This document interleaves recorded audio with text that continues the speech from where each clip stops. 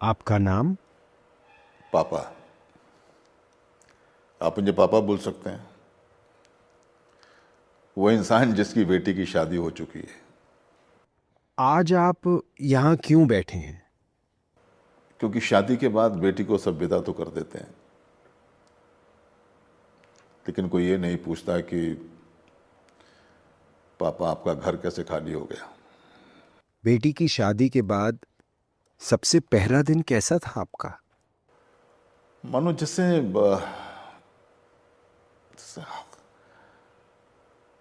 Fan तो चल रहा है लेकिन हवा बंद है। सुबह उठ के मैंने सबसे पहले 2 कप चाय बनाई, एक अपने लिए और एक उसके लिए।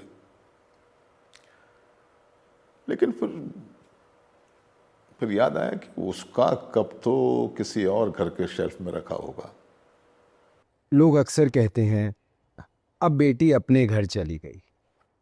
बहुत आसान होता है ये बोलना, लेकिन सबसे ज्यादा तकलीफ दे होता है ये सुनना कि बेटी अपने घर गई। बेटी अपने घर गई तो फिर मैं कौन हूं? मैं कौन सा पराया हो गया उसके लिए? बस फर्क इतना है कि मेरी जिम्मेदारियां कुछ बढ़ गई हैं।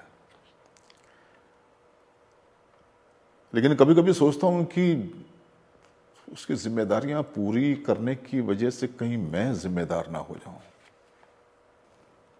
पहले मैं उसकी बहुत चिंता करता था, अब भी करता हूं। लोगों से जब बात करता हूं उसके बारे में तो लोग कहते हैं अरे भाई बेटी है, एडजस्ट करना होता है। एडजस्ट, बेटी जैसे कोई फर्नीचर हो। आप बेटी से बात करते हैं? रोज सोचता हूं कॉल करूंगा, लेकिन फिर रुक जाता हूं, क्योंकि आजकल पापा की कॉल प्यार नहीं होता है।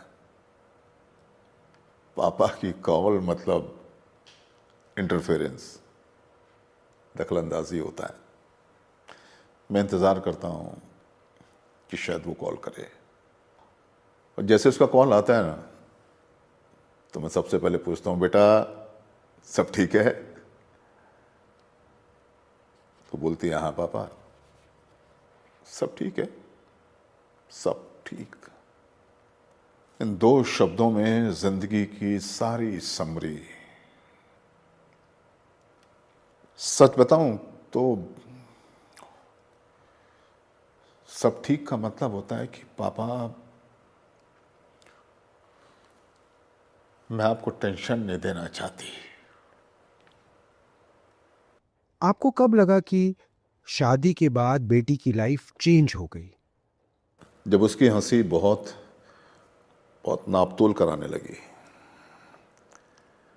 शादी से पहले वो कुछ भी बोलती थी। पापा यार क्या है यार, मेरे को ये सब पसंद नहीं है। पापा अब ये क्या ले आए सामान? पापा ये सब आउट ऑफ फैशन है, मुझे पसंद नहीं है ये सब। लेकिन अब बोलती है जो आपको अच्छा लगे, ठीक है। पहले वो मेरी बेटी थी, मेरी। अब वो सबकी बेटी बनने की कोशिश करती है, जो बहुत महंगी होती है। आपको गिल्ट होता है? रोज होता है। कभी कभी सोचता हूं कि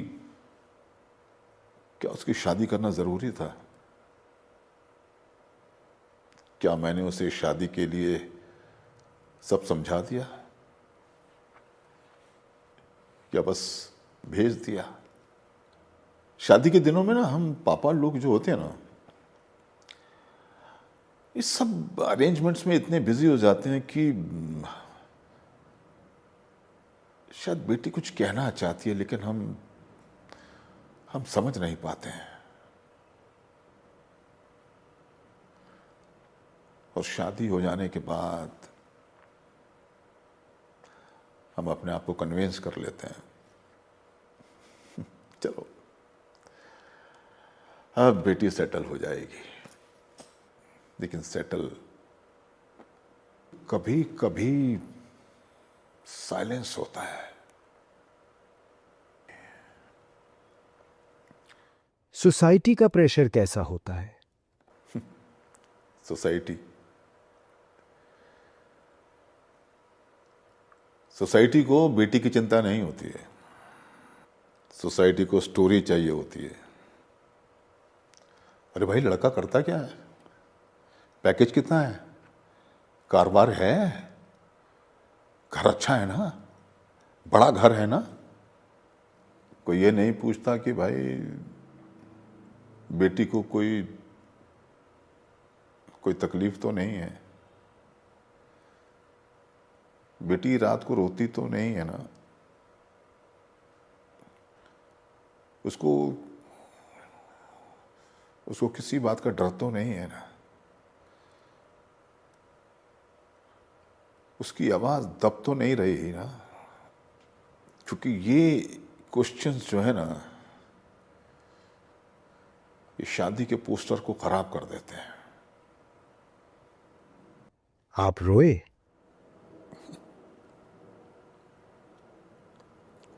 रोया, लेकिन चुपके, बाथरूम में रात को। क्योंकि हम जो लड़की के बाप होते हैं ना, हम लोग,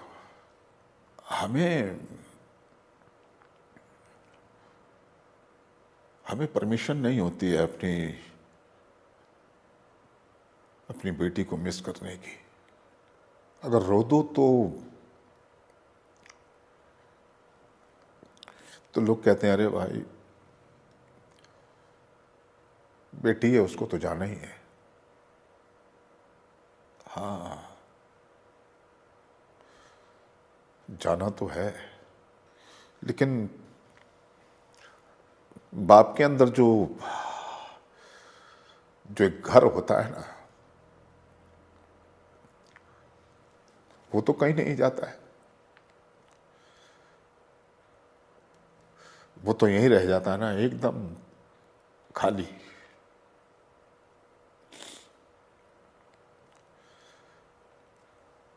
आपको कब सबसे ज्यादा डर लगता है? जब वो बहुत बहुत नॉर्मल होती है, बहुत नॉर्मल, बहुत पोलाइट, बहुत सॉर्टेड। क्योंकि जब वो बहुत सॉर्टेड होती है ना, तो या तो वो बहुत खुश होती है या फिर बोलना बंद हो जाता है। और बेटी की यही खामोशी बहुत बड़ी वार्निंग होती है। आप चाहते क्या हैं? मैं ये नहीं चाहता कि बेटी वापस आए, इतना सेल्फिश नहीं हूं